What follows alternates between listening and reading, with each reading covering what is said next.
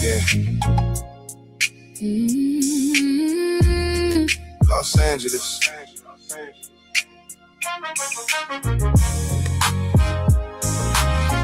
This is bigger than where we come from. This is about where we go from here. For every OG, every big homie, every little homie, every mother, every father, every person searching for purpose. Welcome. Under the groove.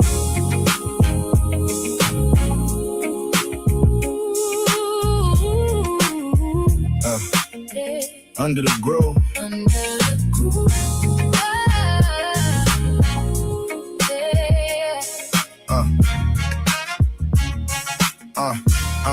Yeah. West Coast sun shining while the city come alive. Palm trees in the breeze, another day to survive. I seen pain in the streets, I seen dreams in the struggle. Seen people lose hope, then rebuild from the rubble. Every set got a story, every block got a past. Every scar got a lesson if you willing to ask. Little homie on the corner, looking for direction. Searching for respect, searching for acceptance. Big homie, pull them closer, listen young man. Your life worth more than the weapon in your hand. Real power ain't fear, real power is control. It's the knowledge in your mind and the strength in your soul. Put down the guns, pick up the wisdom. Put down the hate, find your vision. A mind awakening is a force that can't break. Consciousness is the path that we gotta create. Under the groove, where knowledge becomes wisdom, where struggle becomes strength, where family builds together and we break those chains. What's under your groove? Is it love? Is it purpose? Is it purpose? Is it unity? Is it community? Wake up black people, it's time we elevate. The future in our hands. We can't afford to wait. Under the groove. I remember family dinners, everybody at the table. Elders telling stories, teaching lessons when they able. Grandma's voice carry history through the room, showing us the roots before we ever saw the bloom. Now we living in a time where the connection got lost, where we count what we gain but forget what it costs. Everybody got a phone but nobody wanna call. Everybody got a platform but nobody wanna build walls. Not walls that divide us, walls that protect. A foundation of knowledge, a future with respect. We gotta teach the children who they are and where they came from. Show them they're your kings and queens before the world names them. Community is power when the people unite. A family standing together can turn darkness to light.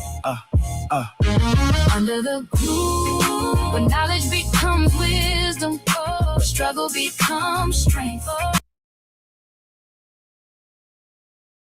All right, I wanted to end it right there, everybody. Hey, this is Under the Groove Podcast. Welcome. Here I am, and there you are. Let's focus on the focus, man. B1 equals Black First. It's good to be here, I have to say, and hopefully you guys feel the same way. Let's get it in. Let's get it in. Missed yesterday, think nothing of it. Here I am, and again, there you are. So it's all a good look. I see you up in here, Pope, man, front and center, man. If we were giving out prizes, you would win first place, bro. Yeah. You said I'm still at work, but I caught this smooth groove. What it do? UTG, Big Bub, respect, brother. And to the RGC, what up, folks? Intro, make a brother feel good. What up, man? All love and respect, bro. That's what it's about. Glad to see you up in here, man. You stay on the grind, man. Woo-wee. Stay on the grind. You are a good example, man, for brothers, man. Get it done. Get it in, man. Take care of family, man. Do all those things you need to do. You know what I mean? To make it right. You know what I mean? Make it right, man. Take some of this pressure and stress off family and loved ones. So stay doing what you do, bro. That's all I got to say to you on that. All right. That being said, so if you check out the title, Touching Bases with the People, but then there's that add-on. No one owns the corners. So I've been thinking about this all day, man. Our young brothers, man, and sisters who are out there in the streets, man, call themselves involved in this gang culture, man. And the reality is, man, it's nothing. It's nothing of substance, man. You get nothing from it. We say this often enough, at least I do. There are only two things you're going to get from this, and those are reservations. And in most cases, You make them, but you really don't make them. It's based on what you're doing with yourself in these streets. And based upon what you're doing with yourself in these streets would apply these reservations. One is to prison and the other is to the cemetery. Real spit. Real spit. For corners and streets, you know, names of gangs and all that shit that don't nobody really own or run. You know what I mean? For the most part, none of us, if we live on these streets, on these corners, in these communities, these neighborhoods, these sets, you know what I mean? You'd be hard pressed to find black folk owning the property that they live at, you know, or come from. You know what I mean? That's the truth, man. Now, to these young brothers and sisters who are on these streets and these corners every day, all day, man, ain't nothing, you're not getting nothing from it. Let's speak truth to power, man. There's nothing in it that's beneficial to you, let alone your family.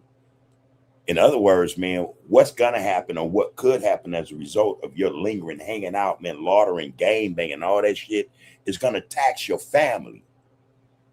It's going to tax your family. And I'm not just talking about in terms of money, but that's a fact. Be it jail or the cemetery, it's going to cost them.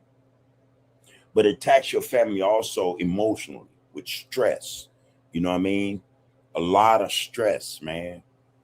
A lot of stress. Trust and know that, you know? So I just thought it was necessary to drop that, man. This title, No One Owns the Corners, because that's the truth, you know? And again, when you want to represent something, man, the only real way you can actually do that, young brothers and sisters, is if you own your get out, you know? So all these sets, Crips, Bloods, Hoovers, whatever, what y'all own over there? What do you own? You know what I'm saying? What do you own? Absolutely nothing. I'll answer the question for you. You know, while you sit them scratching your head trying to figure out what you own, you don't even own the car you drive or the car you're borrowing from your girlfriend or whatever the case may be. You know, facts. We own nothing, you know, but we take these chances, man, to go into the streets and represent something that has no dividend for you or your family. Like I say, man, it ain't but two things gonna come of that. Those are reservations, man. Whether you want to make them yourself or not, someone else will make them for you.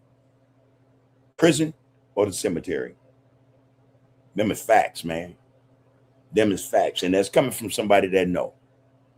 You know, that's coming from a brother that knows. My whole life, that was what it was. You know what I mean? And the whole time I'm making reservations, didn't realize that these reservations would be lifelong. You get what I mean? In prison. Now, I have to say I'm fortunate to be here, man. I'm fortunate to be here. And that just don't go for me. That go for a lot of brothers, man, and sisters who live that life. And by whatever grace, whatever power that be, they're still here. You know, I like to think that they're, you know, paying homage to that, you know, and thanking that source, that energy for allowing them to get to this stage of life. You know what I mean? Because a lot of brothers didn't make it. You know, a lot of our brothers did not make it. But me, like them, I spent my whole life, man, in the streets. I got nothing from it, y'all. I've been on 10 years. And for 10 years, I've been building. Something I should have been doing rather than sitting up doing life in prison. I could have been out here with my family building. More than 2 decades on a life sentence. And then that's not, you know, I don't want to, you know, leave out the fact that before that, I've been just giving them my time, my life, when I could have been building, establishing something, not just for myself, but my family and my people. That's what y'all up against, man. When you go out there and you do the things you do, and I know most of you men realize this shit. I know you do. You got to, man, because even when I was doing it, I thought about it. Damn, today could be the day. Be that jail or death. That was a reality I lived with every day in the streets, you know? And my mind was like, okay, man, better them than me. That was my mindset, but not being mature enough to understand that, wait a minute, I ain't even got to make that choice. That ain't got to be an option.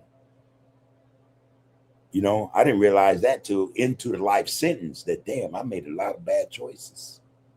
You brothers have an opportunity, man, to make different choices, man, that would result in your not being incarcerated or dead. That would result in you being there for your mama, your daddy, your brothers and sisters, your daughters and sons, your family. That's the difference, man. You guys have an opportunity to do that, man, to strike out and create something for yourselves and your families. But that's only a choice y'all can make. You know what I mean? I can come here and I can talk to y'all about what I went through and share with you a lot of what other brothers just like me went through. We done this time together from all over, Bloods and Crips, Hoovers. I'm just all over, Bay Area, all, you name it. We all found ourselves in the same boat. And in there, we was one. We had to be. What occurs in there occurs out here as well. You know, and if we would apply ourselves to be that way, one, unified in prison, why the hell we can't do that out here? Choices, y'all.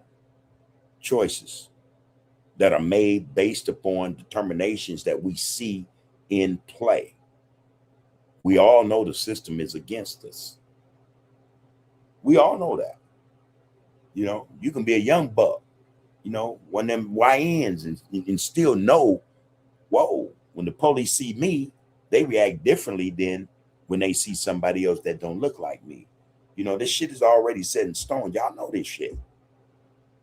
You know, nobody owns the corners, y'all. And you really want to represent the community you come from, own the corner. Own the corner. But in order to do that, you got to change your get down, your behavior, the way you see shit, the way you go about doing things. You have to change your thought processes. See, because you can't strive to own the corner and still be game banging. It don't mix. You're defeating the purpose. Think about that, man. You know, like I said, man, I've been in this shit my whole life. My whole life, I come up in this shit, man. And there are a lot of brothers and sisters who come in and tune in, know exactly what I'm talking about because they've been through it too. My whole life in this shit, man, I got nothing from it, man. A lot of hard time, you know, a lot of near-death experiences, close calls, you know, shit of that nature. Y'all know what I'm talking about, man. Some of y'all didn't cheated death. Don't keep playing with it, man. Do not keep playing with death. You keep toying with it, it's going to get you. It's going to get you. And that goes double, man, for being incarcerated. The shit we do, man, leads to incarceration and or death. Miss that shit altogether, man. You're no good to nobody in prison or dead. Facts. Facts. You know your mama struggled. You know your daddy may struggle. Your brothers and sisters may not have the things you like to see them with. That's a struggle, man, to want to see them do better, but not have the means to provide that. That's the struggle. How does game banging bring that to the table? It doesn't. Real spit. It don't bring that to the table. There's nowhere in the world you can equate game banging to prosperity or better life, better lifestyle. You know, your family doing better. You know, your family in a better position. There's no way game banging can amount to that. It don't happen like that, y'all. And y'all not dumb enough to think that it does. You know, so just think about what I'm saying, man, because what I'm saying, like I say, it's truth to power. I'm not telling you no lies, man. And from those from the community I come from, young Hoovers and the young Bloods, the young Crips, I don't care where you come from. If I see you, man, you give me the time of day, I'm going to lay it on you, man. I'm going to give it to you straight up. Everything will be above board. And I'll tell you straight out, man, fuck all that shit, man. There's nothing in it. There's nothing in it beneficial. I know, man, y'all watch a lot of YouTube, Instagram, TikTok, and they make it look glamorous. They make that shit look good. But the truth is, man, it's all bad. There's no future in it. That's the part they're not telling you, man. You know, while they're trying to glorify this shit, man, getting hits, likes, you know, getting a bag, they're not telling you the truth, man. And for the most part, most of them wasn't even built like that to begin with, especially in the heyday or as shit goes. Because if they were, the last place they be is on social media. They be in the streets getting cracking. I'm not trying to promote that. I'm just telling you what it is. I'm telling you what it is, man. You know? In any respect, though, man, there's nothing beneficial in it, brothers and sisters. Straight up. Like I say, man, I've been through this shit. I've been going through this shit since I was a kid. You know? 12 years old, man, doing this shit. And I can tell you, man, from my mouth to your ears, I got nothing from it. I got nothing from it, man. A lot of hardship. You know? A lot of struggle. Struggle upon struggle, man. Imagine being a kid, man, going to you're in a system that's already against you. Go to prison, that's twofold. You know what I mean? You have to deal with everything that's happening in prison. You know, all those who are employed in the system are against you. You know, it seems as if there's no way out. It hardens you, make you angrier, madder, you know, you're more emotional, and yet you still get nothing from it. A lot of you brothers come home, you don't last long. Might stay out a month or two. That's true. Because I've been there. Come home, stay out 30 days. Come home, stay out 54 days. Before I know it, I'm back doing 5 years, 8 years, and all this shit, man. I got nothing from this shit. So I'm telling y'all straight out, man, there's nothing in it beneficial to you. And then there's nothing in it beneficial to your family. What you do when you get caught up in this shit is you tax your people. You tax them. When you go to jail, you immediately start taxing your mama, your girlfriend, your brother, your uncle, your auntie, the homies. Everybody got to come out of their pockets because you was involved in this shit that had no benefit. You know, you was out in the streets doing what you do. You didn't get 10, 20 racks. Say, man, here go 10 racks. Put that up for me. I may need it. That ain't how y'all was thinking. And I'm saying that because that's the truth. That's not how I was thinking. Get out, man, had a sack, man, doing the damn thing. Trust me. Traveling all over the country. Doing damn good as far as that go. You know what I mean? I'm not trying to glorify it. I'm just telling you what it is.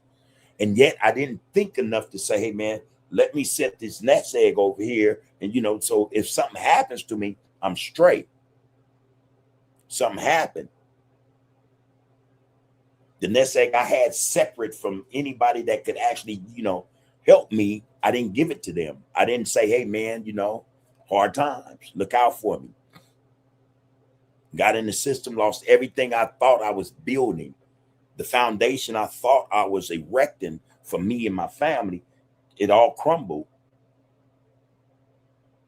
Ended up with a life sentence. And then in the end, had nothing to show for. Knew that too.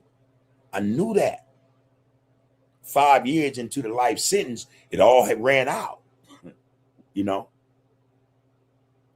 Now I'm struggling against myself to take money from my mama, who's out here, man, struggling. My brothers, struggling. My woman, struggling. Realizing, damn, man, I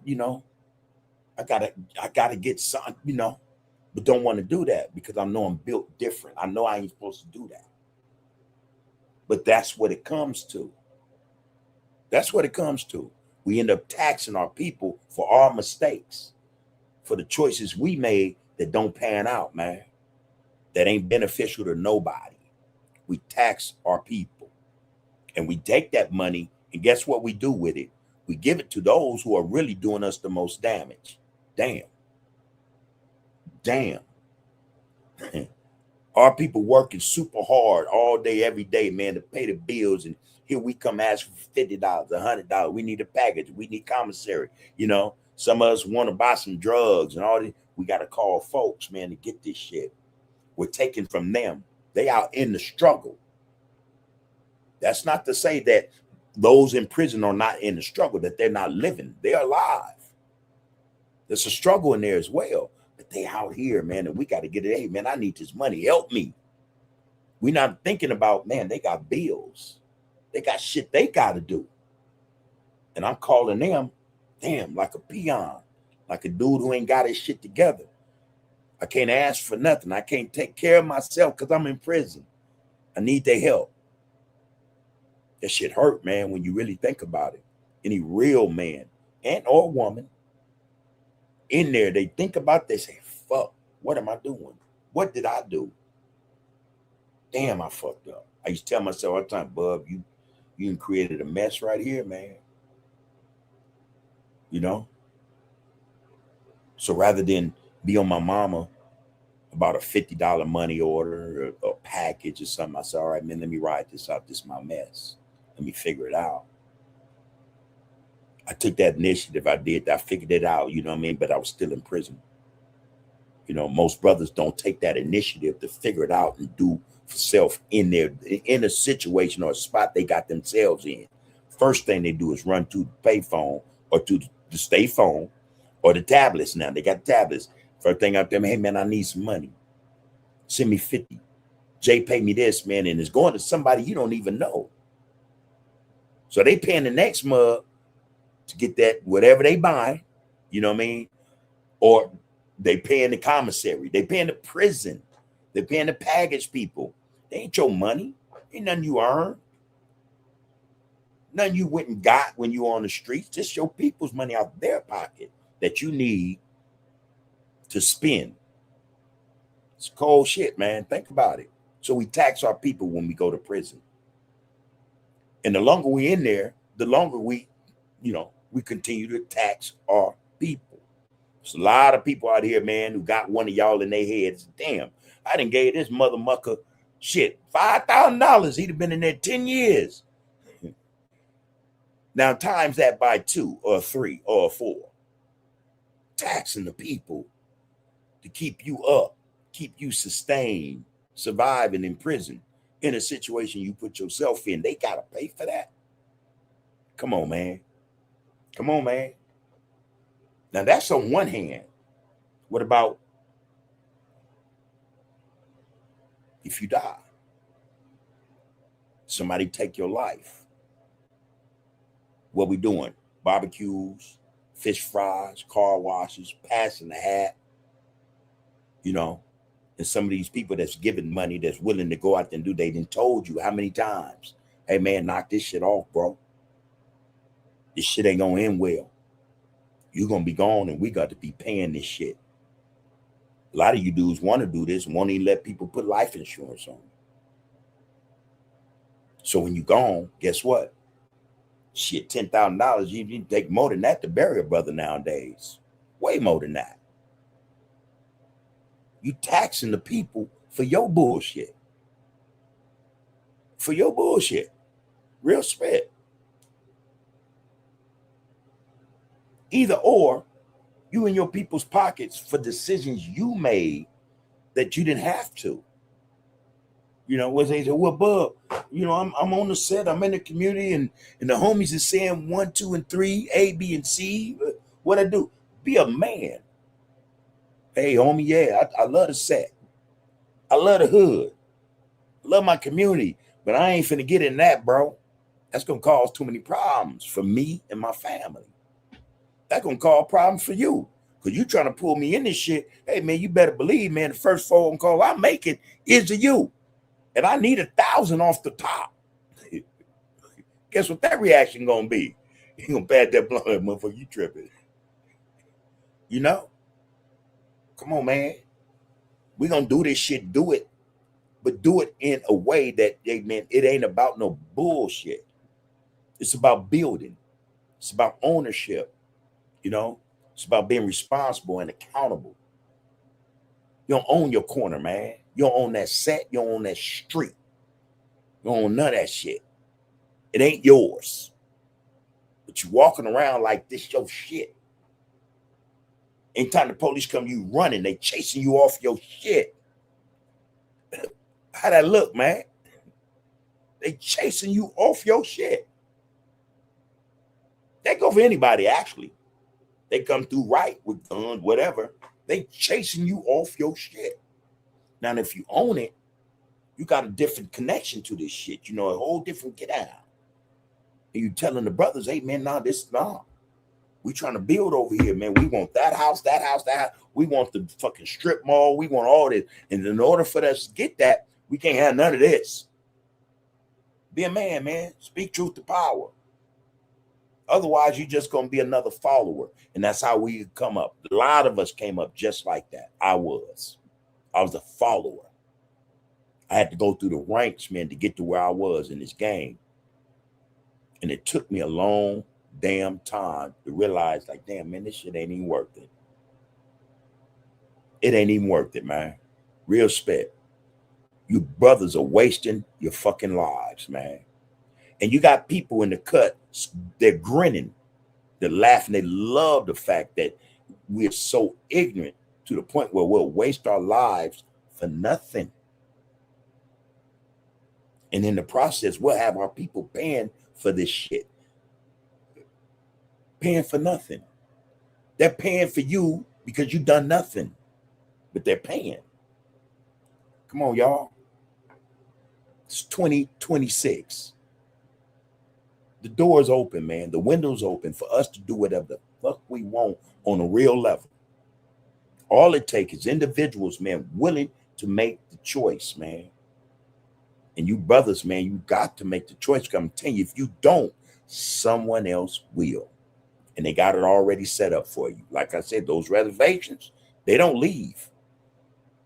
They got that clipboard. There are real reservations set up for you brothers and sisters. You know, they got a bed for you. They got a grave for your ass. For what? You'll go and sit in that cell, or you'll go be laid to rest in that ground. For what? Come on, man. Ain't nobody bullshitting y'all, man. Enough brothers ain't telling y'all the truth. Enough brothers, man, well, most of these brothers, especially these OGs, supposed to be front and center with this shit, telling y'all the truth. This shit ain't nothing, man. Red, blue, orange, it don't matter.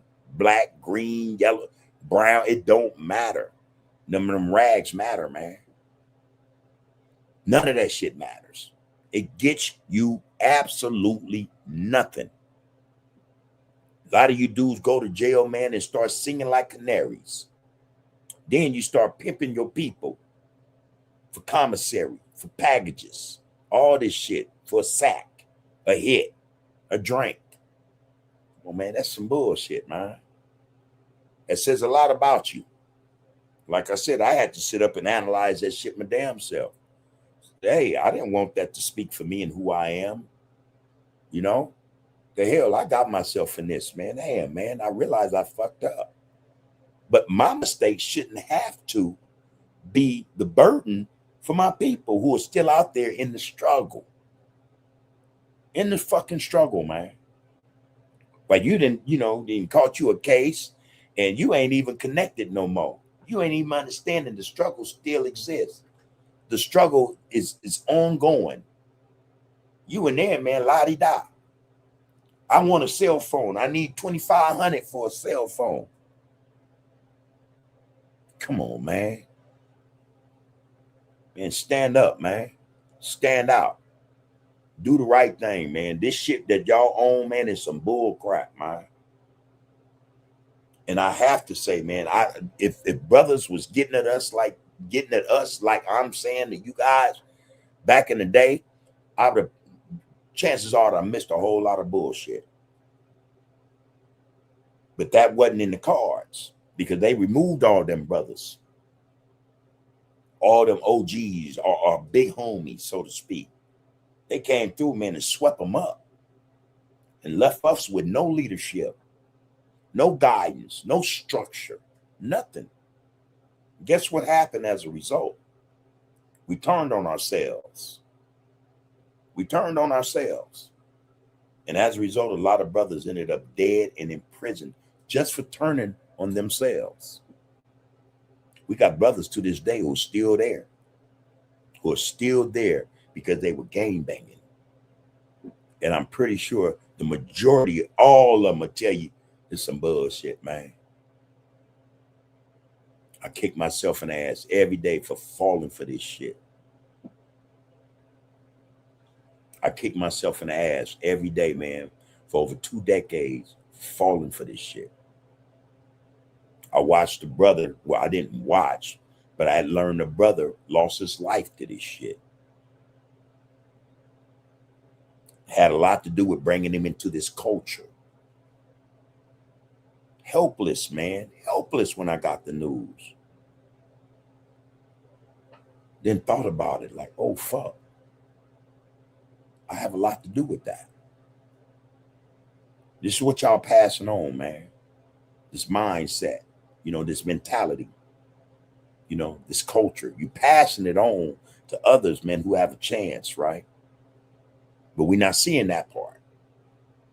We just saw, man, you repping the set. You know, you from Woo, you know, you that motherfucker. You the shit. Stay hard. Not understanding we lining them up for failure, man. One of the worst things I had to deal with in prison,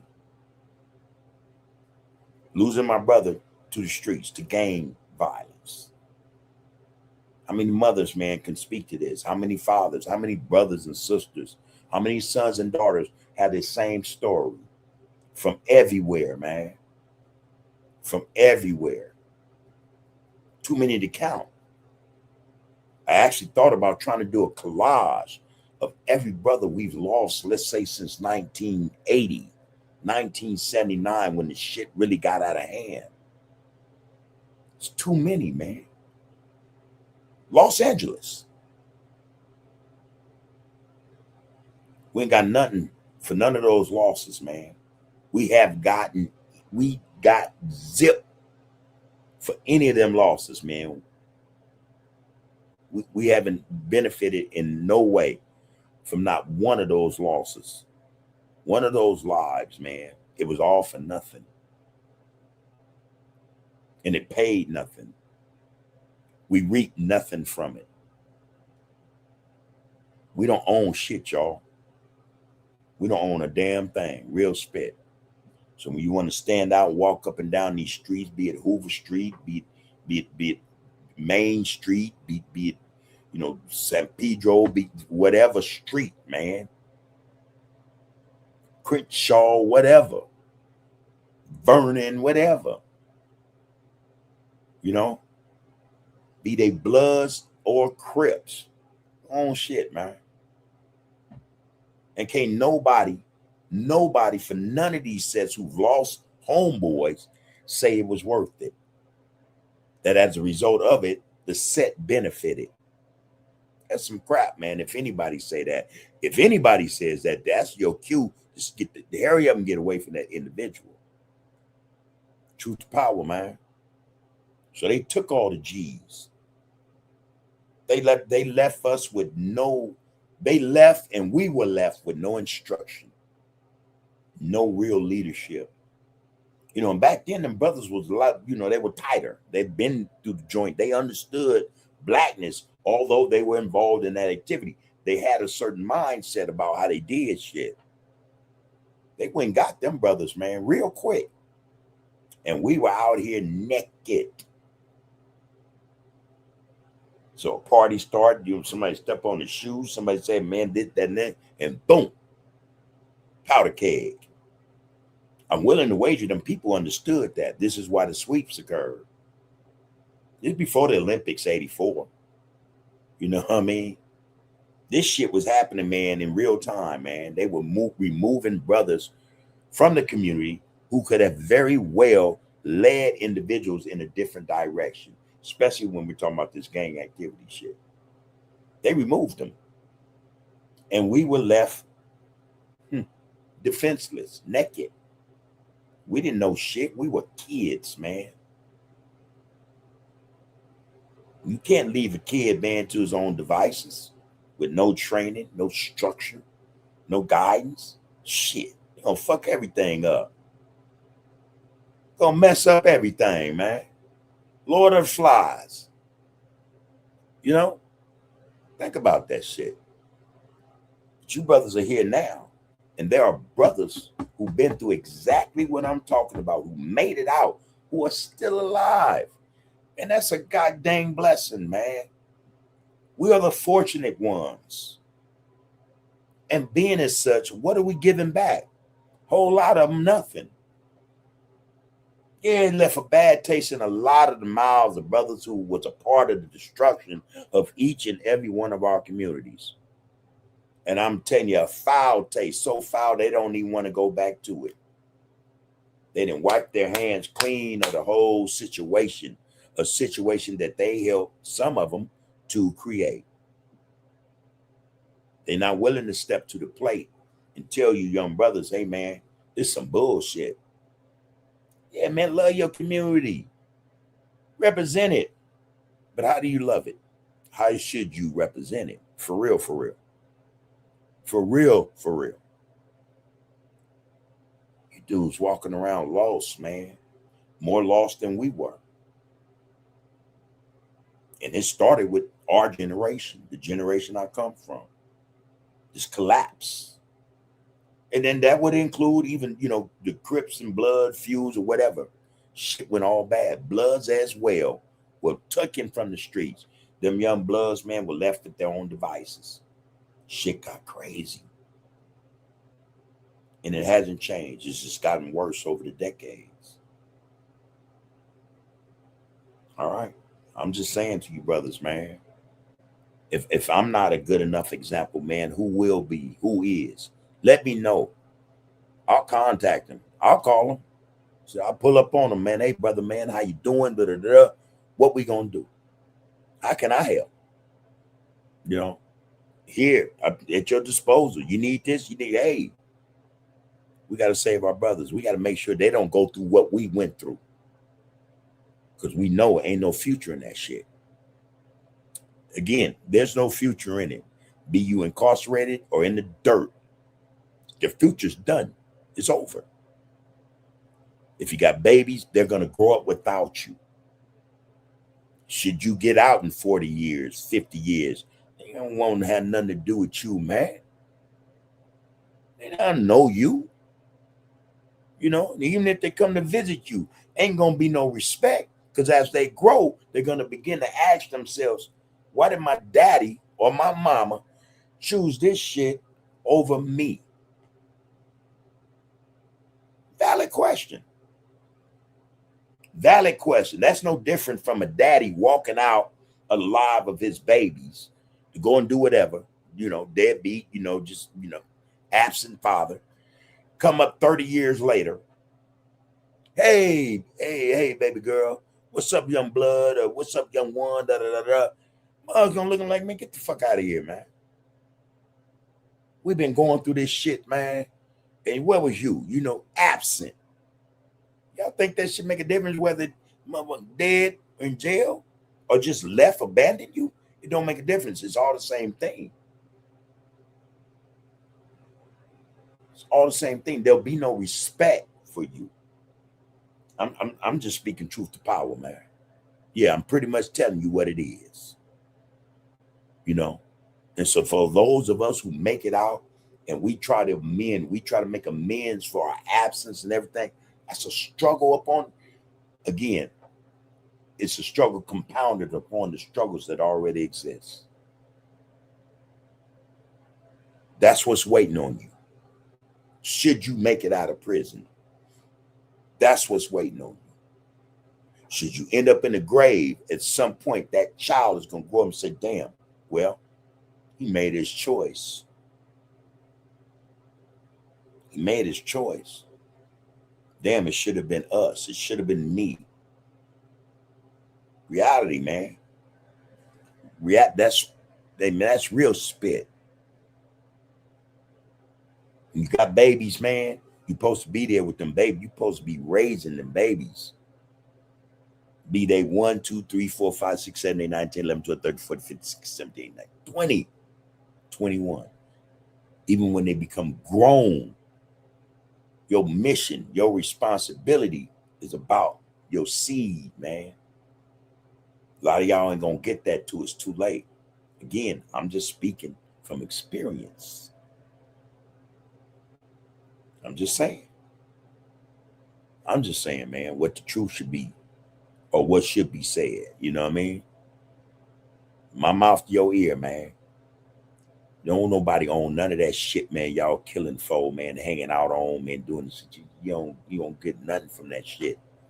Weekly, you do not get a check. Bi-weekly, you do not get a check. You know, there's no vacation pay. You know, when it comes time to retire, you get my age, there's no pension. There's nothing. Absolutely nothing. There's no veteran pay, man, because you didn't put 40 years into this shit and, you know, you've been on the battlefield. You are veterans of many wars. You get nothing for none of that shit. Wake up, man. You brothers need to wake up, man, and understand what's really at stake. It's not just your life. It's not just your life. And don't be so selfish to think that, oh, this is my life. I didn't know, man. That life you're calling yours is attached to so many others, man. People are impacted by your behavior, your actions, you know, your removal from society, your death, your loss of life. People are impacted by that shit, man. That's the truth. It ain't yours per se. You know, now what you should do with it, what you're supposed to do with it is everything, but everything you're not doing with it. You know what I mean? Your life. Okay, then make some real adult choices. Make those choices and decisions, man, that's going to manifest in something productive. Again, not just for you, but your babies, man, your mother, your father, your brothers and your sisters. Anything less than that, man, I'm telling you, it's all for naught. Y'all not going to get nothing out of it. You can get high, man, hang out on the corner, man, get high, get to whatever the hell it is you do, right? Ain't no paying that either. You know, ain't no name that, you know, there's nothing you'll benefit from that. Nothing you'll get from it. But should you decide, man, to change your life, man, and you start making them choices, whereas you want to grow first as a man, you know, and once you get into that realization, you get that mentally, you know, as well as spiritually, you realize you've been a warrior the whole time. Guess what you're going to do? You're going to do warrior shit. All your causes are going to have a purpose, and there'll be benefits as a result. Choose anything less than that, you get nothing. You get squat. Like I said, man, a cot. I don't even know if they do three hots in a cot anymore in prison. You know, I've been gone 10 years, man. But they got a bunk for your ass. And ain't no dividends being paid for you to lay in your ass in their bunk on their. They getting paid for it. You ain't. They getting paid for you being in jail, as well as they taxing your people for you being in jail. Again, no matter how you look at it, it's a lose-lose. Not just for you, but for your people. You know, a lot of you dudes be real quick. So my mama, on my daughter, on my son's life, on God, y'all just talking, man. Y'all don't mean that shit. Y'all don't mean that shit. You know, and for all of you who say, man, my homie, man, my ride or die, man, my day one, blah, blah, blah, blah, blah. And you're in the streets when y'all doing foul shit, man. You don't really love that dude, man. There's no real love there. If you're not thinking about life and longevity, man, having a future, and you in the streets with this bullshit, you know, you don't mean nobody no good. Not only yourself, but anybody who's in your company. You're putting them in jeopardy. That's the reality, homie. That's the reality of this shit. You know? That's what it is, man. There's no real love. You don't love the set. You don't love the set, man. You don't love your set. You're a fucking lie. You don't love your homies. You're a damn lie. You're a cutthroat and a backstabbing ass piece of shit. You don't love nobody, man. You don't love your damn self. How you gonna love somebody else? If you doing the shit you doing, how you go? Come on, man. That don't make sense. The indication is when you love yourself, you do what's good for you. You know what I mean? You're gonna make sure that you got in your life all your T's crossed and your I's dotted. That you know what your mission is. And when you love yourself in that respect, so much so, you're gonna look out for the homie too. You're gonna be in his ear, man. Like, nah, homie. Yeah, I get that. Yeah, you might get 20 racks. You might get 30 racks. But hey, man, too many problems. It ain't gonna last long. You know, you'll get that 20, 30 racks, man. But you know, they're gonna pull up one day and be, hey, man, find yourself a courtroom and the deal's gonna be for 40 or 50 years. Wasn't worth it. Think about that shit, man. It's not worth it. So when you guys are saying, hey, man, on the dead homies and on the loved one, my day one, my right there, y'all lying, man. I don't mean that shit. Y'all don't mean that shit. Dead homies are turning over in their graves, man. See, because wherever they are right now, they see the mistake. They understand, damn, I made the wrong choice. If only I can let these knuckleheads know, man. These numbnuts need to know this some bullshit. So every time y'all see them, the dead homies, and they turning over, man.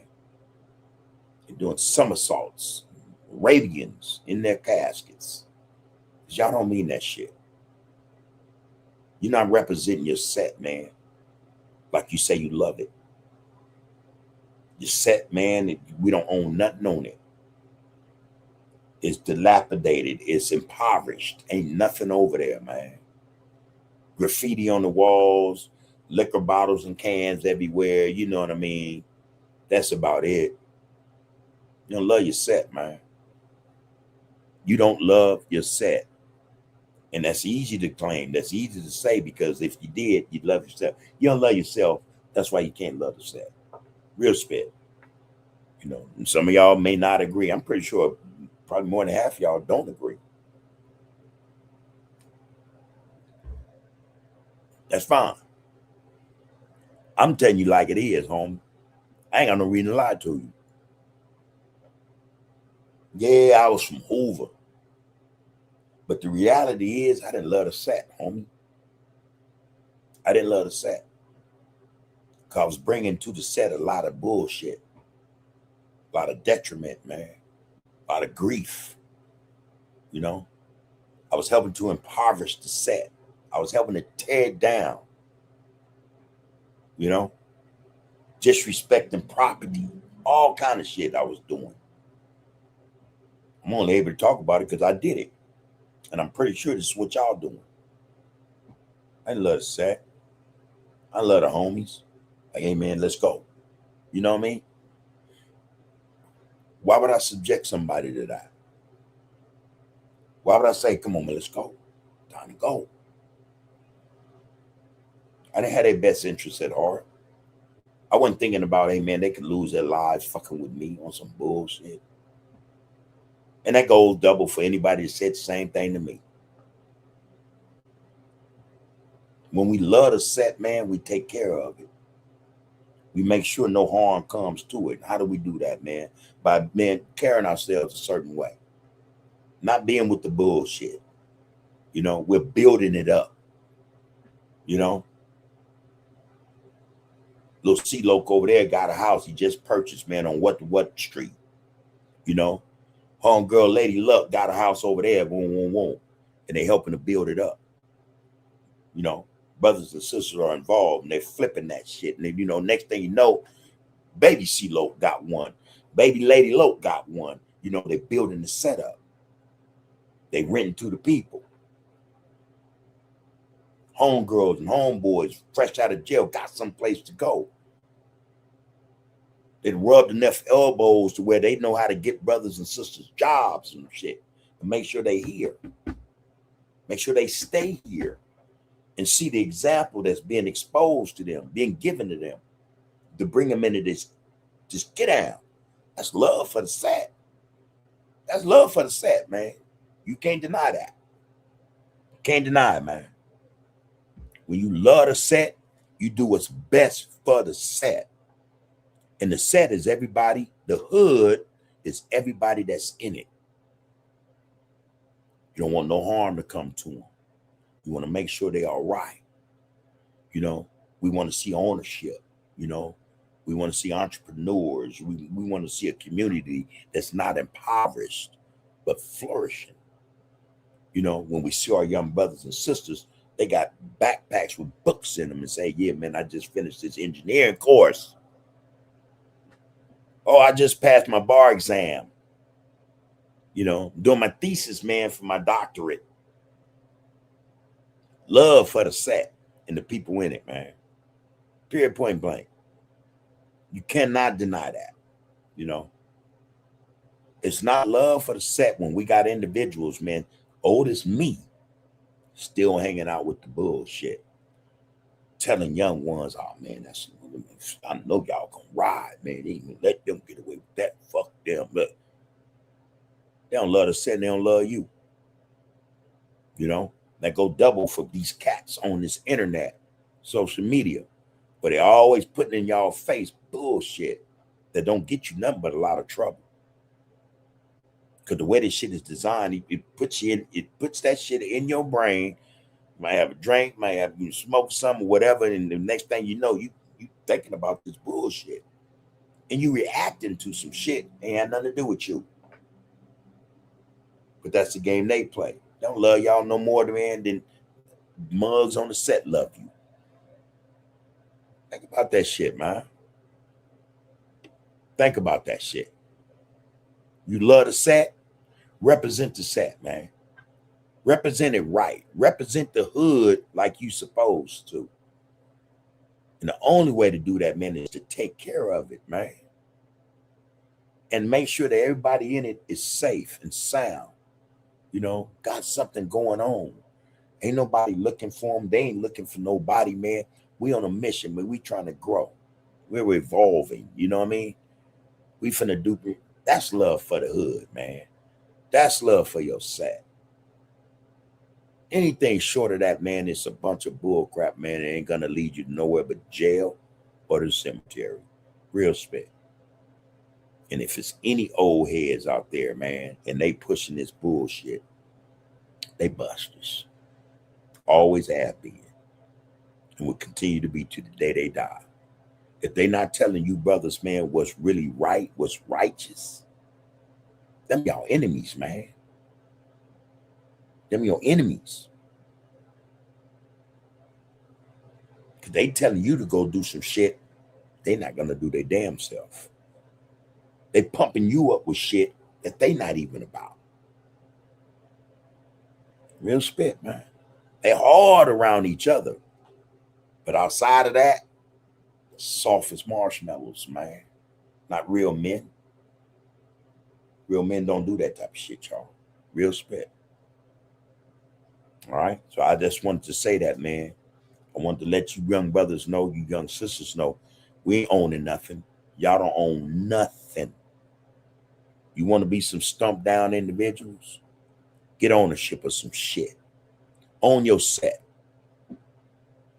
That's how you represent it. That's how you represent your set, man. You own that mug. Ain't no Asians, ain't no Indians, ain't no Jews, ain't no whites, ain't no man. You own your shit. Or half of it. Real spit. I ain't tell you nothing wrong, man. I ain't gonna tell you nothing wrong. Let me get in these comments right quick, everybody, and we're gonna jump back into this. I got something to show, and this is for the sisters. And I tell you, man, it was stumped down. I felt it immediately. You know, man, our queens are some bad mama jammas, man. Real live goddesses, man. You know, real live goddesses. You know, the world exists only because of our sisters, man. Everybody in it come from our sisters. Some bad pieces of work, y'all. Bad pieces of work. I mean that shit. All right, I see you, Antonio. All right, Pope say, man, I was told to get myself through the door first, and then I will understand how to pull my folk in with me. We have to believe that's ours. What's ours is ours, and they can never take ours away. There you go, Pope, man. Appreciate you as always. All right, Antonio, all love and salute, bro. I'll see you up in this get down. Like I told Pope, man, if we were giving away prizes, man, who tapped in first, he would get first place today. You know, and we ain't seen Pope in a couple of days, but look here, man, he is front and center, man. All love, Pope. Queen and Zinga say, man, to the incredible kings and queens in the RGC, thanks for your constant support, energy, and dedication to this channel. All right? Together, we make an amazing team. I'm deeply grateful for the knowledge shared. And, you know, appreciate that, Queen and Zinga. Real spit. Right quick, I'll be remiss not to say this. Like this thing, man. Share this thing. Subscribe to it, y'all. Spread it. Spread it. Get it out there to the people, man. Like, share, and subscribe to Under the Groove podcast, all right? And as the song say, man, what's under your groove? Say no game terminology. So they was using that word a long time ago. When blacks used it, they knew exactly how they was using it and why they was using it. That meant something. Talking about a vibe, man. Certain frequency. That was the get down. That was the get down, man. I mean, it was so popular. Even the beatniks came in, tried to, hey, groovy, man, groove. You know, white boys trying to be black, you know. But that's what it is, man. You know. So what's under your groove, y'all? Is it about your set? For real? Represented in the right way? Is it about your family? Is it about yourself? You need to know this shit, man. You need to know this shit, man, because I think that at some point in your life, it's going to come up. What's your foundation, man? You know, what are you standing on? If it's that street corner that you own nothing on, that's flimsy. It ain't going to hold you up, man. It ain't going to hold you up. Trust me. All right. Appreciate you, though, Queen and Zinga. Folks say, man, public streets belong to the local government. A lot of us black folk grew up in the house, but wasn't taught the rules or the game on the house. I didn't know for a long time that I didn't know for a long time that through the government, you know, real spit, man. All right, little Travis from Acres Home. All right. I see you, man. All power 100, real spit. All right, Pope finished. He said, I didn't know for a long time that through the government on the streets, they still make you responsible for that side grass on the corner. Yeah, and that ain't even yours. I had to learn that shit. So that shit right at the curve in front of our home, we didn't even own that shit. Man, mud about that when I learned that. We ain't got that thing turfed up, man, looking all nice, man. Come to find out, I don't even own that. That's the city shit. Man, look here. If I could get my money back, I would. But there you go. Appreciate you, Pope. Little Travis from Acres Home said, man, facts, G. Appreciate you jumping in here, man, and relating to this get out, bro. Real spit. Real spit. And Pope sending his out to Queen and Zinga, man, as well as the rest of the queens, as he should. I want to send a shout out to our loved one, man, Kimberly Mitchell, man. And again, may your healing, man, take place or in such a way to where, you know, you'll be all right. You'll begin to smile again and just remember, man, those good times you had with your sister. We send our love out to you, man, and our condolences, all right? Hold your head, sister. Can't wait to see you back amongst us, chopping it up, you know, shooting it how you shoot it, all right? All love. All right, Lisa Moore, we see you. Henry Sadello said, man, greetings of peace and blessings, family. Salute, Brother Bub. Hope everyone is good today. Likewise, may everything be everything with each and every one of you. Under the Groove podcast said, hey, man, peace and prosperity to our kings and queens, our gods and goddesses. Hey, let's do what it do. Let's do what it do. Ain't nothing to it but to do it. That's something we used to say back in the day. Ain't nothing to it but to do it, all right? And that shit actually meant something too. You know, brother was trying to get it done, you know, and standing on that. You know what I mean? All right, appreciate you though, Henry. Lisa Moore, what it do, Queen? Say, hey, good to see everybody. Peace, blessings, and love to the RGC. B1 is Black First. For those of you who don't know, B1 equals Black First. Folks said, man, I feel you, bub. I got nothing from gang banging. Either the hurt that came from it has caused more pain than me knowing who my father is, because it was people from it that I thought would be by my side. All right. Yes, I went and did a life sentence, man. And I'm gonna be quite frank with you guys. People fell off, homies, even some family. And you know, initially, man, I was angry.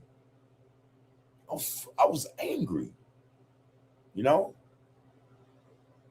and I had to sit with myself and understand, or try to understand, why was I angry about people going on about their lives, living their lives. Initially, I told myself, I rationalized it as, you know what, shit, when I was out there, I was looking out. You know, if somebody needs, boom, there you go. You know, that's how I rationalized it. That's how, you know, I made it make sense to me initially. But the more I thought about it, the more I learned that, wait a minute, man, they had no say in the decisions I made, the choices I made. They didn't get that, you know, with me and do none of what I did. That was all me. Now, because they're out there decades later trying to live the best life that they can afford, that they can muster, bring together, or have, I got an attitude. Nah, man. Ain't supposed to work like that. It's not supposed to work like that. You know? And in that respect, man, I learned that, okay, man, wait a minute, man. Okay, even the homies, the so-called ride and dies, you know, day ones. I can't hold them fault for the actions I made, you know, the decisions I made. You know, in all respect, man, and honestly, they were supposed to fall off. I've been gone for decades. The hell? Well, they supposed to sit up and keep, you know, continue to reminisce over little shit we did that we got laughs off of, or some serious shit? Well, is that what I thought they were supposed to do? Hell no, man. What they did was kind of logical. You know, like, damn, man, love Bub, and Bub did some stupid shit. I'm not finna spend the rest of my life taking care of Bub because he did some stupid shit. That made sense to me, man. After a while, I have to tell the truth. Loved ones, I had to tell the truth myself, man. Like, wait a minute, man. Whoa. You know, me talking about, man, you come up in here, I'm gonna stab you. That type of shit. That didn't make no damn sense. They didn't put me in prison for life. I did that shit. But I'm holding them accountable for my position, my predicament. You know, can't get a package, can't get a money, or can't get a damn letter. And I'm mad at someone else who's not in prison, who, you know, thought enough of themselves not to want to go to prison. You know, I'm mad because they won't enter into the system to look out for me. Nah, man. That was a hard struggle initially to get, you know, to get over. You know, I had to really reshape my thinking to understand that, wait a minute, man, I'm in prison because of something I did. How am I holding anyone accountable? How should my stay in prison impact others after I've been here for more than, you know, a couple of decades? That made no sense. Yeah, man, game banging don't offer you nothing. It doesn't offer you loyalty. It just doesn't. You know? And especially not the type of loyalty a lot of us would like to have after we done some stupid shit and we find ourselves still sitting in prison 20 years, 30 years later. You know? No, man, people have lives to live. In that span of time, families have been created, you know, developed bonds, different bonds and relationships have occurred. Responsibility has become, you know, the thing of the day for a lot of men and women. While, you know, while we sat up in prison, our only responsibility was make sure didn't nobody stab us. And if something went down, we stabbed them first. Get up in the morning, go get your breakfast and your lunch, go to dinner, you know, find an open phone when one is available. You know, that was our, you know, come on, man. Yard open, go out, shoot some basketball, get on the dip bars or whatever. That was it. And we expected people to stop living their lives to take care of us and ours while we were in prison. That's bullshit. It took me a minute to get to that. You know, gang banging don't offer a damn thing, man. And it ain't. Young brothers thinking, man, the homie's going to be there in 5 years. You're mistaken. You know, and that baby girl, she going to be there, man, in 5 years, especially when you're out here doing everything under the sun against her. She wasn't the queen. She was all kind of bees and holes. You know, she was getting them fists and them feet. It don't work like that, bro. You're going to be a lonely individual up in there. You'll find that people will start to walk away because they have a life to live, you know. You forfeited yours. They didn't with theirs. So, you know, yeah. I had to learn that shit the hard way. And what I initially thought was pain because I had been abandoned, man, was really just, you know, me, you know, experienced the hurt that I did to myself. That was it. That was it, man. Y'all don't want to go through that shit, man. I'm talking to young brothers and sisters. That ain't something you want to go through. Trust me. And get it in your heads now, man, before it's too late. Get it in your heads, man, that you have a responsibility to live your life in such a way where you're not jeopardizing it. For one, you're not going to forfeit it to prison or to the graveyard. Not if you can help it. You know what I mean? That's what y'all got to come to terms with. Other than that, man, you're going to find yourself in one of them cells, or you're not going to be able to think beyond the grave, you know, because, you know, when your life seeps from you, that's it. But while sitting up in them cells, man, reality is going to come in and shock your ass right back into the present, man. You're going to understand for real, for real. It's your shit. You got to carry this one. You know, you created it, you carried it, you're going to have to birth it, raise it, nurture it. It's your baby. Real spit. Real spit. Yeah, man, Pope, appreciate that. Well, there's a little more to it. He said, I feel you, bub. I got nothing from gang banging. Either the hurt that came from it has caused more pain than me knowing who my father is, because it was people from it that I thought would be my side, would be by my side, and now are gone. All right. Now, who will listen? Now that I'm the best version of myself, I have to believe that God will help me to figure it out, because he, being a black man, is forever. There you go, bro. There you go. Queen Nzinga say, hey, man, hey, bro, all is well. How you do? She's speaking to you, Poke. Okay, y'all gonna do y'all thing. Yep. Truth to power. What it do, Chris? You said becoming state property is not a good feeling. Hey, man, I'm gonna tell you what. So when I got the life sentence, I swear, man, I'm being straight up, man. By this time they had moved us from 4,800. We were in, I think it was 31 in the single man cells and shit. And then I ended up going, they moved us to the 3,204, wherever that was, you know. I was in the fog, man, the whole time. you know, and to be honest, the only time I came out of the fog was something jumped. Something was going on. Okay, yeah, you know. And I was only gung-ho because, you know, I needed an escape from my reality or what I knew would soon be it.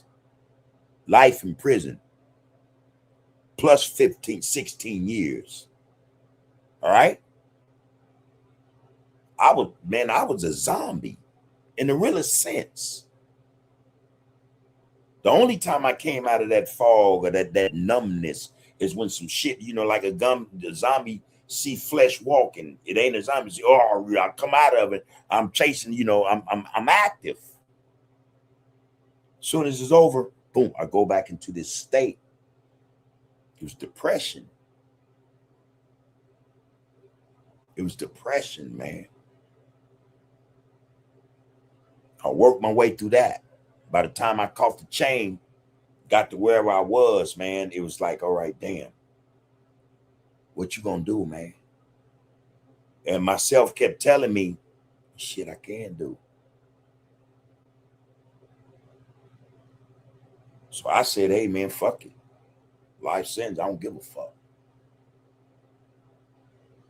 You know, I was carrying on like a damn fool. You know, I was depressed. All hope was gone, man. I didn't have no hope. It didn't even exist. My state of mind, man, was just blank. It was like, hey, man, initially, I swear to you, I said, damn, I'm gonna die in this motherfucker. And I didn't know how to cope with that.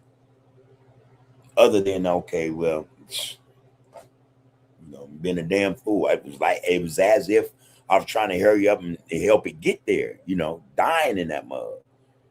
Catch a bullet from the tower, you know what I'm saying, get stabbed or whatever, you know what I mean? That was my reality for a long time. You know, with strong arming. You had to, you know, had the car, man. This is what it is, man. Hey, we ain't playing with nobody. Give a fuck, you know.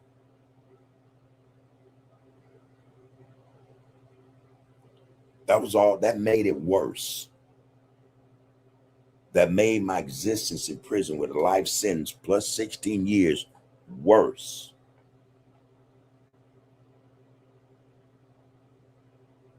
It made it worse, man. You know. But something did change eventually. I have a lot of, I can point to some people, one specifically. I can point to instances or occurrences, events that happened while I was in prison that devastated me. And I don't know how I bounced back from it, but you know, it did, you know. Listen, man, all I'm trying to say is, man, it's not a good feeling. I don't care how much you medicate. And I'm telling you guys, before I left prison, I saw a lot of that with our brothers, especially the young ones, medicating, man, was popping the pills and whatever drug they can get their hands on. The Pruno that was no good, give you botulism, they were drinking that. I'm like, whoa. Trying to find an escape. I understood that. I mean, I never did drugs. You know, I never drank Pruno. I like that moonshine. And I would, boy, I had me a tumbler, you know, mixing my coffee every morning with my knife in the cup. No one was the wiser. But hey, every day, man, tear tender. Like, okay, might be the day. I was waiting on it. I wanted it because that's some cold shit. It's harsh reality. You know, it's not a good feeling, y'all. So for you young brothers and sisters who in this life, man, I'm gonna tell y'all, it ain't what you think it is, man. It ain't. For all the shit brothers talk about in prison, man, trust and know this, each and every one, when that cell door closes at the end of the day, they got to deal with that reality. And that's some hard shit to deal with. I'm telling you. telling you, man. It's some bad shit. So, Chris, I hear you loud and clear, man. Becoming state property, it's not a good feeling. It wasn't for a long time, man. And like I said, man, I'm quite sure I'm more than fortunate just to be here. And I apply that to the fact that something else is at work. I'm here for a reason. Because I could have been dead a long time ago. There were too many instances. Real shit. Yeah, here I am, man. And again, that goes for a lot of our brothers and sisters. They could say the same thing. Here they are. When death could have had them. When they welcomed death, they was looking for it. Where you at? I'm tired, Here they are. I just like to think that those who understand that, man, they're utilizing whatever life they got left on this planet towards, our people. Because in most cases, a lot of them ended up where they were because of what we did to each other, what we did to the people, So that should be being paid forward. All right. Give it back. Appreciate that, Chris. Real spit. All right. We see you, C1. Where you been? Niece, how you do? How you do? All right, C1 Zogo. She said, Grand Rising to the RGC, everybody. Love to all of you. I hope you and your loved ones are safe, well, and staying cool in this heat. Thinking of all y'all from the deep. All love right back to you, C1. We send it all the way to the deep, all right? Good to see you here amongst us. We always ask about what's C1. Anybody heard of C1? Here you are, all right? Beautiful thing, sister. I don't know what that heat like is over there, man, in the deep, man. But I tell you what, it's burning up in this valley. It is burning up. I swear, man, I thought I was getting bigger, man. I sweat, so I go outside and I deal with my plants. And I tell you, I could be out there no more than 4 minutes, 5 minutes top. I'm drenched. I love the fact I'm in the sun, though. That don't really, I love my my connection, what I mean? But, ooh, I talk to the plants a little bit. I say, y'all, I got to get some shade. I'm gone, Yeah, it's hot as heck out here. It's hot as Hades. Hot as Hades. Good to see you, C1. We love you. All right. And Queen Nzinga say, C1, hey, you. I trust all has been well. We missed you. Real spit. Real spit. Folks say, man, you speaking the truth. LA's truth, man. Real talk, bro. Poke, Fat Rat, Chris, you sisters in here, y'all know. Shit. I ain't saying nothing that ain't none of us experienced in some form of fashion. We've seen it all. Well, most of it. You know what I'm saying? We've seen most of it. It ain't nothing nice. It ain't nothing nice, man. I'm going to leave it at that. C1 say, hey, Queen Nzinga, sending love and positivity your way, auntie. I have been well, just working after day off, so I'm taking the time to check in. I've been in my air while, but I'm always here in spirit. Yes, you are. And like I said, when you're not here, we ask about you. We speak your name, all right? So you with us. Even when you ain't, present in the get down, you are with us. We think about you. What it do, Fat Rat? He said, peace to you and RGC, Big Bug. Right back to you, Fat Rat. Love and respect, man. Peace and prosperity to the family, man, and the loved ones over in that area, man. PBGs, all love and respect, bro. Real spit. All right, sending his out, man, to our boy, man, Young Folk. Blue Skies, 4 Trey said peace to the 5 Deuce, 5974, 8 Trey, 9 Deuce, 94, 107, 11 Deuce. And I'll add to that peace to the people. From wherever you are, wherever you from, peace and prosperity, man. Love and respect, unity. All that shit that matter, man. All right? Straight up. Like Fat Rat said, man, straight up. You know? Straight up, bro. You know, like I said, I love where I come from. Just don't love what I see over there. You know what I mean? We don't own shit. We ain't got shit. You look around, it's all impoverished. You know, our young brothers are standing around about nothing, doing nothing, ain't got nothing. And go double for the sisters. It's so bad now. And our brothers is pimping, you know, homies' daughters and all. Come on, man. You know? When is this change going to come? When is this change going to come, man? We need that shit to hurry up.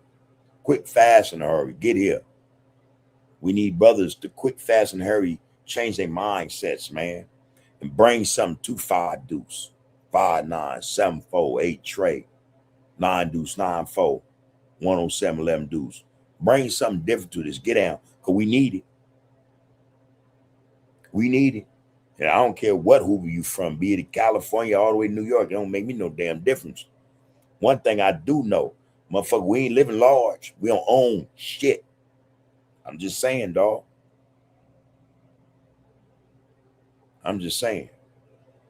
Love and respect, though. I say it respectfully, you know, to my community. To the set, I say that respectfully. We ain't got shit, man. But we popping it like we the cat's meow. Perpetrating the fraud. That's what I call that. All right, hear me say, man, facts, brother Bub. We have to get rid of the teenager mentality. Crips was started by teens. So when we get older, we still behave with the immature juvenile mentality. I heard a brother say on YouTube, Instagram, I think it was. This brother was a motivational speaker. You could tell he came up, you know, like we came up, you know, and he was speaking to a lot of young brothers. And man, I tell you, it was some powerful shit. He said, listen, man.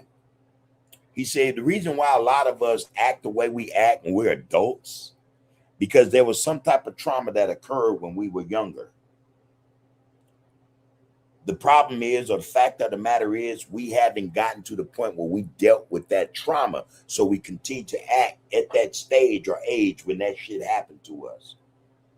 Arrested development. Our development was arrested based upon whatever you want to label it or call it that you've been through. Whatever it is that traumatized you, that just don't go for brothers, it go for sisters as well. So when people talk about we have mental health issues in the community, that's true, I think. To a great extent, that's true.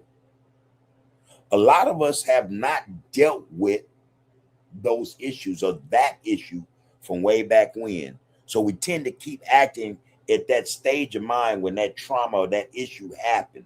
We haven't grown, we haven't matured, we haven't developed because of that. And because we haven't dealt with it, we're in that same state of mind, you know, in terms of age. One thing I had to learn in prison was dealing with or coming to understand what insight is. So insight has a whole lot to do with why we do what we do. What triggered it? What made it happen? What occurred in my life to make me the individual I was, that had me doing the shit I was doing? Now, when the board first asked me this shit, I'm like, this old mumbo jumbo cracker shit they trying to hit me with. Now they talking about I got to go see a psych and all this old shit. Totally against it. I railed against it. Like, hey, man, this some bullshit. One day I got to reading the literature, though. Lo and behold, I had some issues. I had some real life issues, man. You know? Now, I'm not going to talk about them here, but I had some issues that I didn't let go of as a child. You know what I mean? And I tell you what, it fucked with me for a very, very long time. It made me evil. It made me, just inconsiderate. And the crazy part is, in that was what it was. There was still a side of me fighting against that, being that type of dude, because my mom, she didn't raise us like that, So I was always on the fence with being this terrible person as opposed to being, a loving, concerned, respectful brother. You know what I mean? There was this duality taking place in my life. So when I tell you guys I knew right from wrong, I actually did. But I didn't know how to deal with the issue as a child that pissed me off every time I thought about it. You know what I'm saying? I didn't know how to deal with that shit.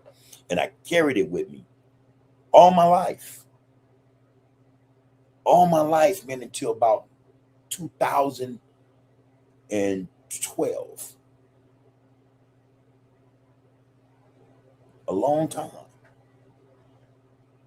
Trauma. Not no sexual shit. Let me hurry up and dispel that. If anybody thinking that, nah. But it was abuse. Not from my mother. It was physical abuse.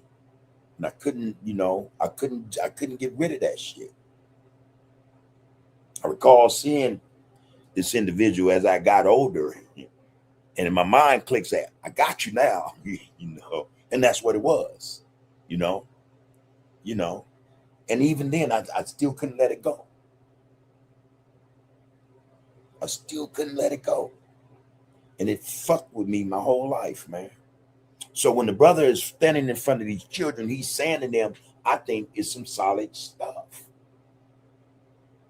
If we have trauma in our lives, we need to find a way to get to the point where we can start dealing with that. Because if we don't, it will affect us. It will affect us in our adult life. In fact, it will hold us back mentally, socially, spiritually, in any other way, conceivable, I think.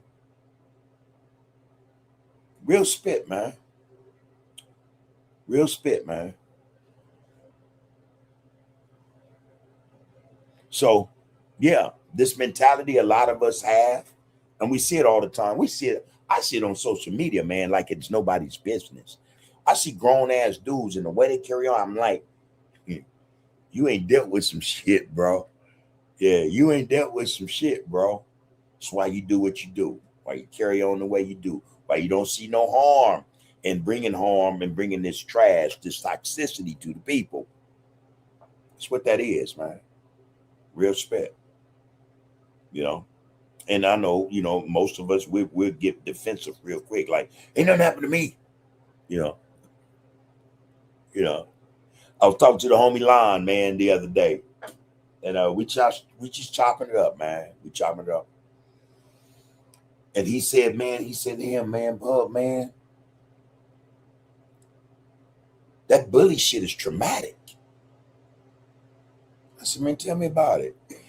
Because like I said, we came up in the generation, that shit was prevalent.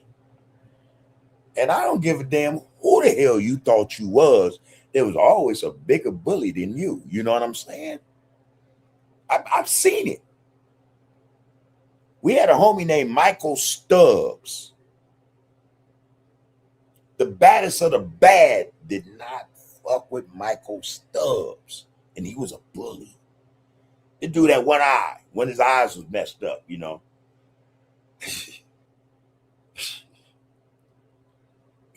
all went to Lauren Miller together and everything. This dude was the king of the school. Well, actually, it was two of them. And then there's a debate about that. It was Michael Stubbs and Tim. Excuse me. Big Timmy, man. And there's a debate about that. But, what I do recall was Michael Stubbs and Timmy was the king of the school. But Michael Stubbs was a different breed. I mean, hey, man, to me, just pure evil. And when you standing in front of him or he's in front of you and he's talking to that eye, it just made it worse. So, Michael Stubbs bullied everybody. I can't say I ever saw him bully Timmy, but I knew they had a fight back in the day. I can't say who won the fight. Don't really know because I wasn't there. Clear that up right now. But yeah, this dude was a stumped down bully. I can't tell you how many times that motherfucker caught me. Excuse me, y'all. I'm just here. How many times his brother caught me walking up the street or through the alleys and jacked me? I'm gonna get a stick. And the homie like, man, Michael Stubbs, you gonna kill your ass. Because the rumor he wasn't scared to die. So then I had to learn how to avoid this cat. I would check the alleys before I take them. I did this with a couple of bullies. And I walk up the alley and I see Michael Stubbs come out the cut, maybe 5 houses down. I break. And he'll break after me. This was some crazy shit. I couldn't run home because my mama didn't allow that shit. I mean, real spit. You could never run home, run in the house. That wasn't an ass whooping. That was a beating. You know what I'm saying? So my point is, though, me and Lon were talking about bullies in our day coming up on the set. The set was rife with bullies. And some of that shit was traumatizing. And this is what we talked about. Like, Bub, that shit was trauma, Bub. I say, homie, I know. I was on set before he came. I know. That was trauma. And we were talking about it in the respect or in the sense that shit still in some way, form or fashion follows us today. We were saying that damn, man, that shit affected me. I'm like, yeah, man, I know. This coming from L. My homeboy, ran streets with him. But I had to agree. Traumatic shit, man. Now, what did that do to our growth? What did that do to our maturation, us maturing? Who can say? But one thing's for sure, did it arrest our development? You're damn right it did. You're damn right it did, So, hey, man, we have these mentalities, man, because of a lot of shit that has occurred in our lives, and we haven't dealt with them properly. And like I'm telling y'all, man, I didn't get to the point where I began to deal with a lot of shit that affected who I was as Bub, as Travis, as a young man until around 2012. And that was some serious shit. But at that point, when I began to deal with it, I was able now to understand what insight was and how having it can affect us or affect me in terms of where I can express and explain, this is why I did this, or this is why I did that, or this is why I was this way or that way, So we don't have that. We don't have those lessons, that curriculum in the community where we deal with insight. We deal with, okay, what makes us tick? What made us do this, that, and the third? That's something that needs to be thought out, man, and actually applied in the community. Insight is very important for growth. That's what I think, man. All right, Poke, I see you on the way to the house, man. Good luck. Fat Right say, man, and in retrospect, we were never rightly guided, and that's not a coincidence. No one taught us organization, community, development, and business. Truth to power. You going to say, Fat Rat, there should be a coordinated wave throughout that culture to build systems that make access to this training available as a norm. Thank you, bro. Thank you. When I talk to some brothers, man, who are involved in what they call this nonprofit get down, man, one of the first things I ask them is, do you have a STEM program? science, technology, engineering, mathematics. But not only that, what type of programs do you have that combat what we see as toxicity in our communities? Guess what?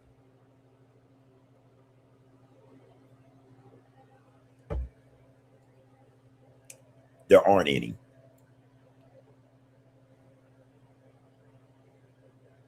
There aren't any. That's a bad look, man. Because I think nowadays, man, a lot of our youth have trauma. They have issues. You know, they have issues. They were raised by parents who came up in our generation for the most part. And let's be quite honest, a lot of us coming in our generation were hooked up. Some were crack addicts, some was this, some been prostitutes, some just, whole lot of shit. Now imagine that being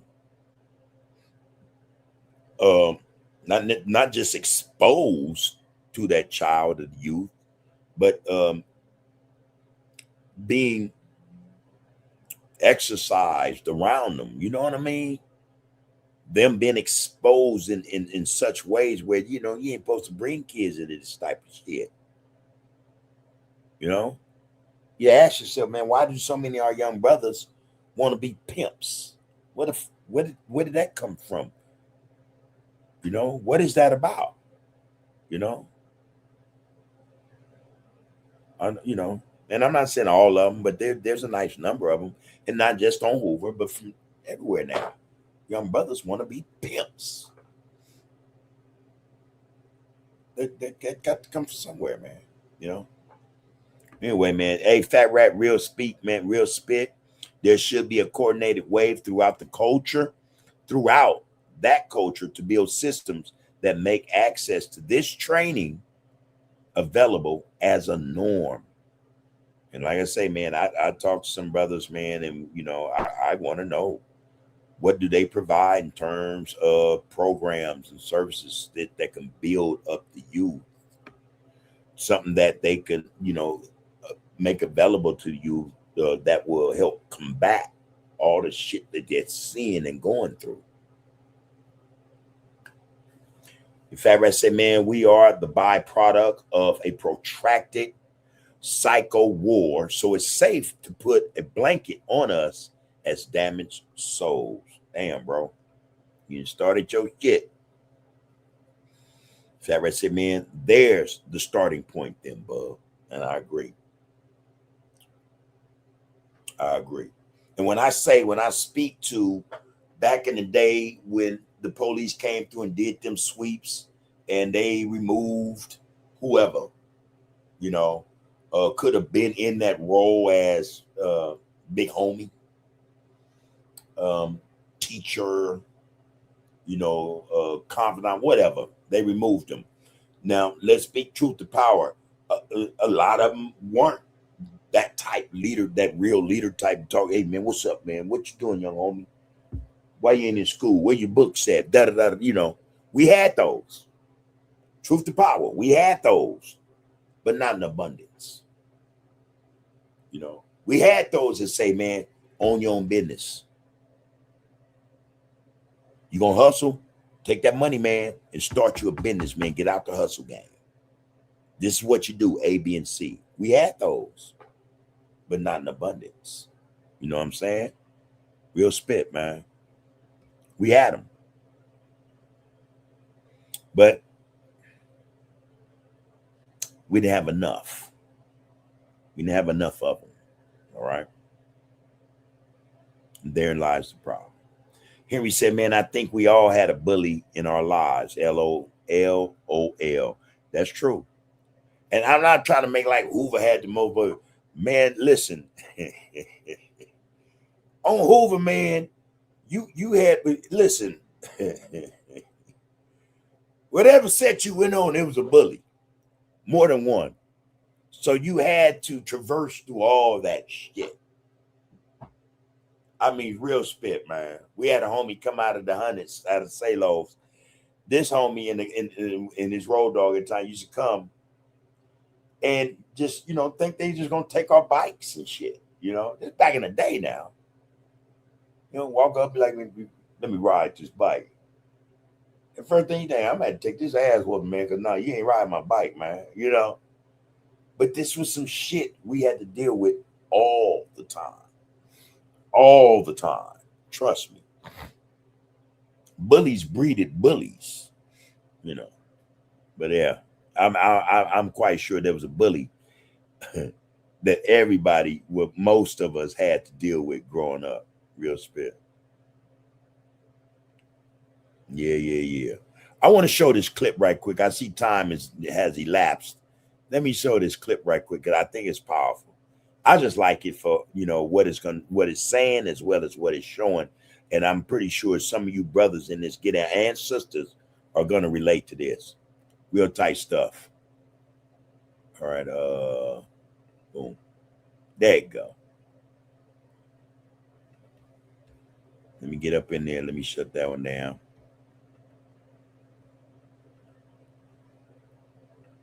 There she go.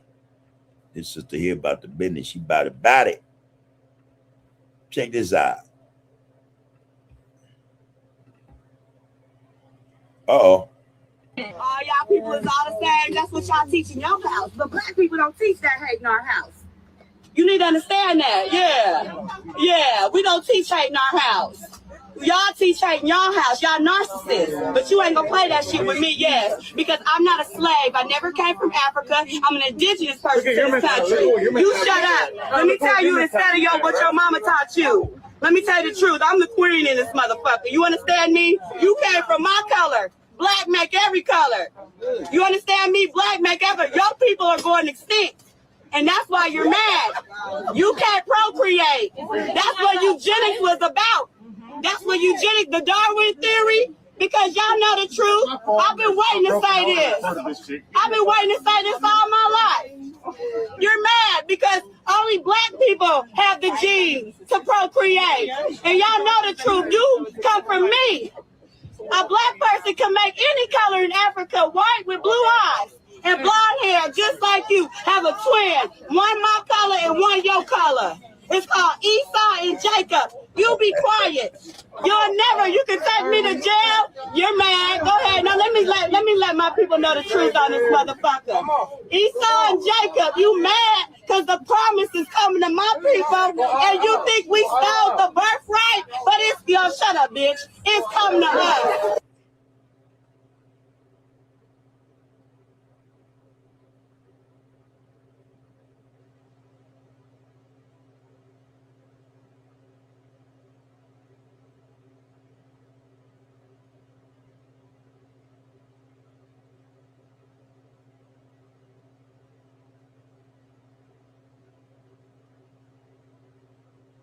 Man.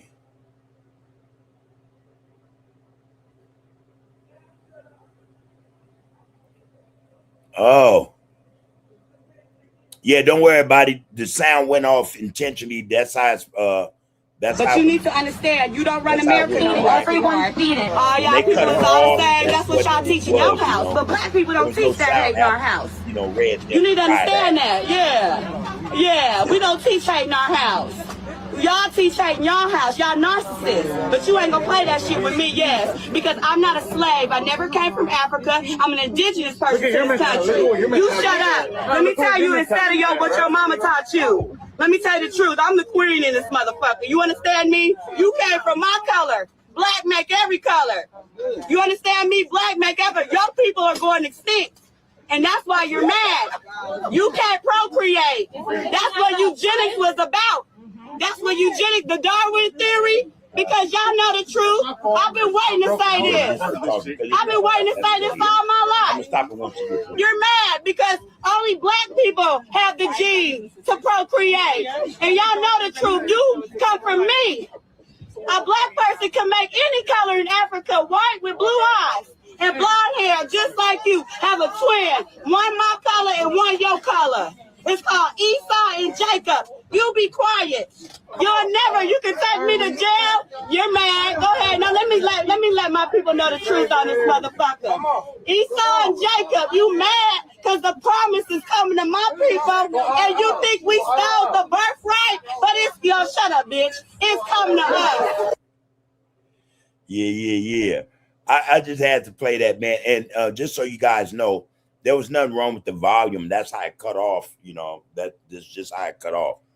But I found that so inspiring because we've been hoodwinked, man, and bamboozled. We've been told we're nothing.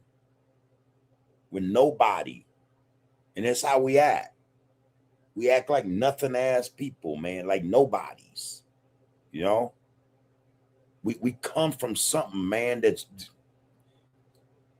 man, they can't even really, they got the information. They still can't expound upon it. They don't understand it. And they keep it from us because they know we'll get it immediately. That connection, that spark will be activated immediately. We've been led to believe we ain't shit, man. That our lives are worthless. We're unaccount, shiftless people, man. We haven't given nothing to society, to the world. That's a lie, man, that we believe. And this is why we carry on like we do, man. Because we've allowed ourselves, man, to be misled, man, to be deceived. We're the salt of the earth, man. Ain't nothing greater than us. Nothing matches us in no shape, form, or fashion. What? They could deny all they want, but we better not deny that we have the God gene, man. That's what they don't want us to admit. That's what they don't want us to acknowledge. That's the knowledge they don't want us to come into. We them people. We are those people. Real spit, man. Ain't nothing greater than us. And I don't mean that racially, trying to be a racist. I don't care about none of that. I know what I know. Internally, spiritually, I know what I know. You know? We got to get this out to the people, man. We got to get it understood. We have to come to know who we are, man, so we can help ourselves out this situation. For the most part now, in this day and age, we're in this because we have been led astray, man. We've allowed ourselves to be hoodwinked. We believe the lies. It's time to stop believing this bullshit. Bring an end to this game that they've been playing on us, man. They're not going to end it. That's why it's on us to do this shit. Our brothers and sisters who are leaders, man, who know how to step up. Real spit, man. We got to get at our brothers and sisters in these streets, man. Those are our soldiers waiting to develop and grow into warriors, man. We need them. That's it, man. Real spit. Real spit, man.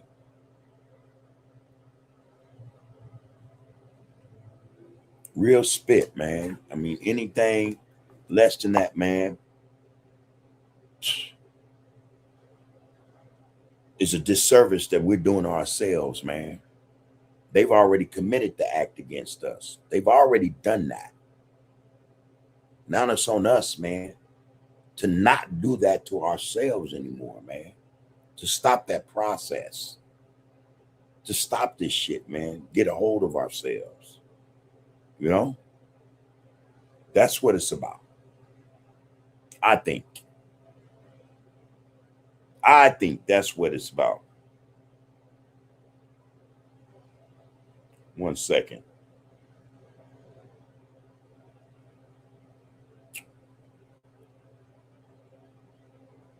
Yeah, man. So shit. Let me read some of these things. Oh shit. I'm getting late, y'all.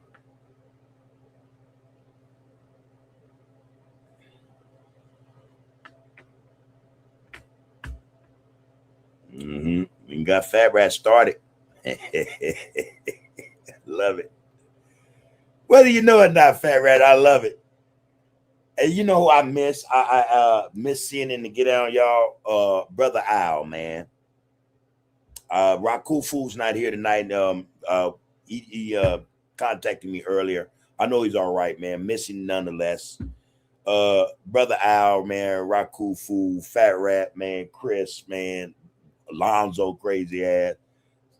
You know, I mean, this is that is so much knowledge. That is an abundance of knowledge, man, that I'm telling you, man, it's an injustice, or it would be if brothers don't or can't bring that knowledge together, man, and formulate something, man, that's going to be worthwhile and worthy, something that people can use, man, to better our existence, man, and what we could, you know, just make this shit so much better.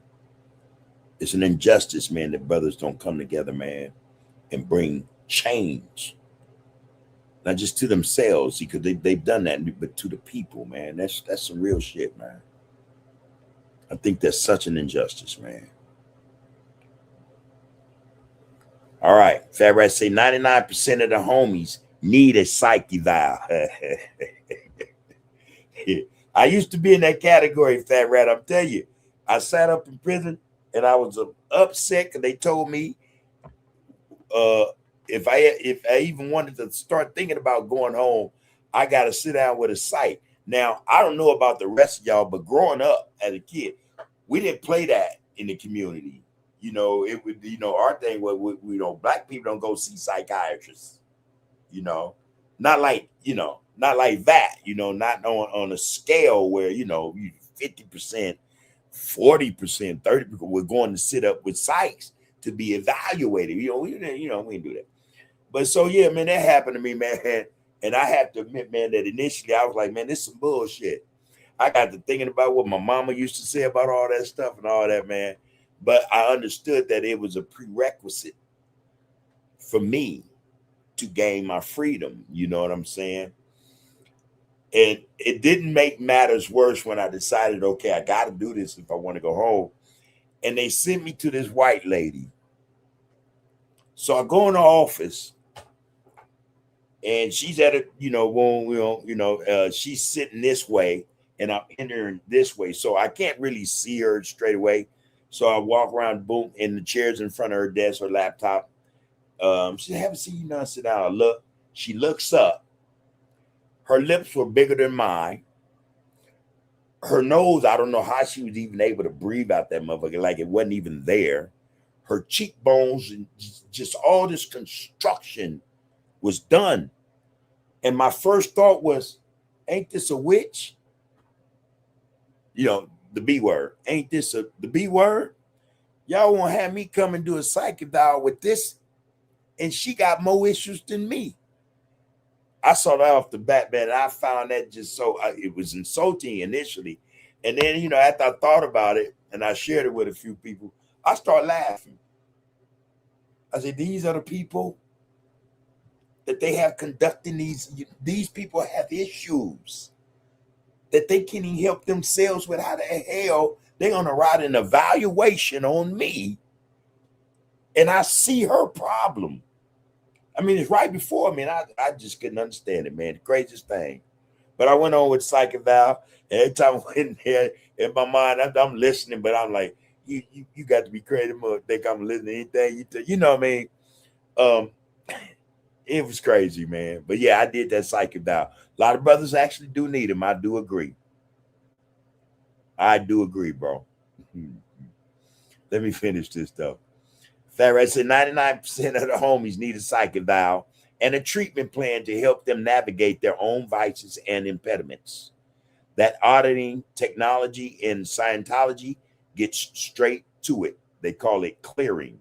Oh, I will be very careful with that Scientology, but okay.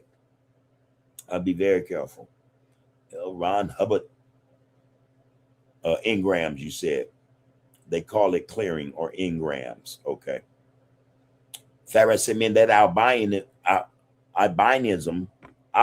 excuse me. Albinism in Africa was handled savagely for some centuries. But hell, we're teaching them but hell with teaching them. The time for teaching them is long gone. One more time. That albinism in Africa was handled savagely for some centuries, but hell with teaching them. The time for teaching them is long gone. Yep, we passed that point. Fat Rat says salt of the earth from Big Bub, LOL. We some good people, man. We the best of the best, bro, I think, you know. Hawaii, I see you, Snipe, man. Love you, homie. Peace and prosperity, loved one. Good to see you up in here. And salute. You already know. He said, yeah, man, my doctor disappeared. She just stopped coming to work one day. And yeah, she was gone. She had the same clothes on every time I came. And they want these people to evaluate us. I don't know, man. Yeah, crazy times, man. Crazy work. Crazy times, crazy work, man. I just have to say shit. What is it? Oh, I got a clip. I'll show it tomorrow, man. And are any of you brothers familiar with the brother Aquila Shariels? Supposedly he had a lot to do or had something to do with the 1992 peace truce between Crips and Bloods. You know, I didn't hear that name until today. I was doing a little research on him. Yeah, I'm not absolutely positively sure of his involvement in that. So, you know, I didn't want to necessarily speak on him, not against him, but just to speak on him. So tonight and in the morning, I'm gonna do some more research on the brother and see just what he had to do in terms of that whole truce thing. And I mention that because it's time, y'all. It's time that brothers got it together and we orchestrated some type of come together. All right. Let me phrase it mildly, because I don't want we don't want anyone to say, oh yeah, who are you trying to make a peace treaty and a truce and da da da da da da. You know, we want to be mindful of these, you know, these traps a lot of our people set, because you know a lot of them actually are in a good place as long as this shit that is occurring is happening. You know what I mean? Real spit. But it's time, y'all. It's time.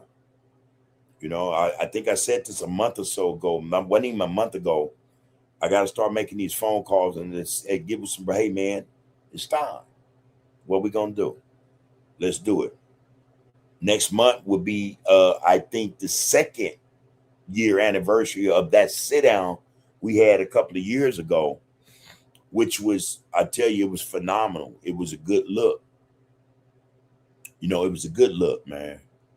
And that was it was hosted and supported by the Damus, the Bloods, because it was in their community. They were present, you know what I mean? And we chopped it up with them, you know, and it's just crazy how everybody know everybody, you know what I mean, from way back when or whatever. But yeah, it's due, you guys, and we got to figure out a way to make this thing happen. We got to find a way to make this thing happen. All right? So let's think about that. Yeah, Fat Rat, that's who it is. Akil from Watts. Yeah. They spelled his name Aqueela. Shariels. You know, but yeah. Yeah, I'm gonna drop something on him tomorrow after I research it a little more, just to see what he has to say. And then, you know, if it jives, you know, yeah, I think it's worth it should be worth playing and putting on the podcast, on the live stream anyway. Snipe say, man, and her skirt was buttoned wrong every time, also twirling her hair. But you had to sit there, yeah, because she was gonna give you the evaluation, so you had to make nice. You know what I mean? You had to make nice. Farrah said, man, he was instrumental in getting Tony Bogart on board for the first meeting in the PJs. Right. I know you're talking about, bro. Yeah, rest in peace, Tony Bogart. Yeah, so I want to do something on here tomorrow, but in any respect, man, we have work to do. You know, I'm gonna leave it at that. We have work to do. All love and respect to each and every one of you, to our goddesses, man, our gods, man, our queens and kings, man, brothers and sisters, man. All love and respect first and foremost. You know what I mean? continue to do what you do. Love yourself, man, and love those around you that you come in contact with. Take care of yourself. Take care of those, man, who need it the most. All right. Got a whole lot of them don't even know, man. They need some caring for, you know. So if it's in you and you're able, provide that support, you know, that love in the form of, you know, looking out for brothers and sisters who, you know, for whatever reason can't do it for themselves. All right. That being said, man, listen, man, power is in the people. Power is in the people. All right. That's a fact. I don't care, you know, what faith you're under, what you follow, what you practice. One thing is for sure, man, whatever that is, man, it's in you. It's in you, as well as all around you. All right. All right. That being said, man, I'm a cutout man. You know how I go. You know, B1 equals black first. Power is in the people. And you are, you have been, and you will be under the groove, man. I'll catch y'all on tomorrow. Take care of yourselves and each other. Let's send it out with this, man. We're going to finish this thing up right here.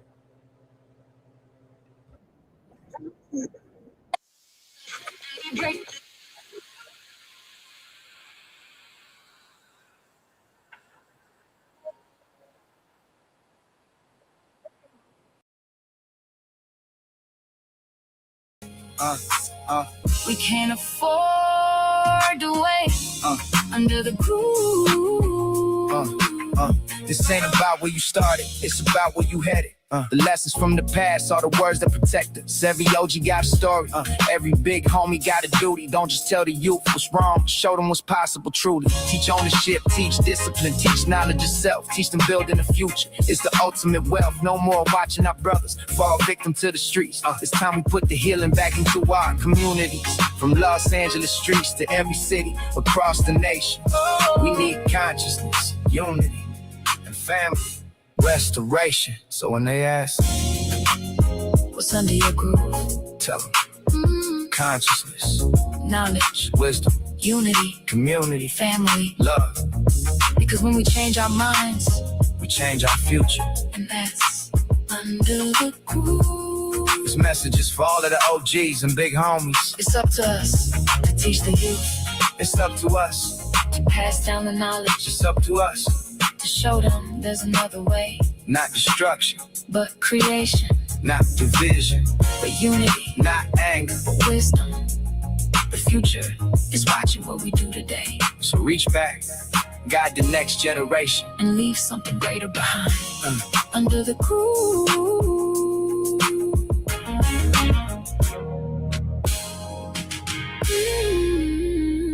Under the groove.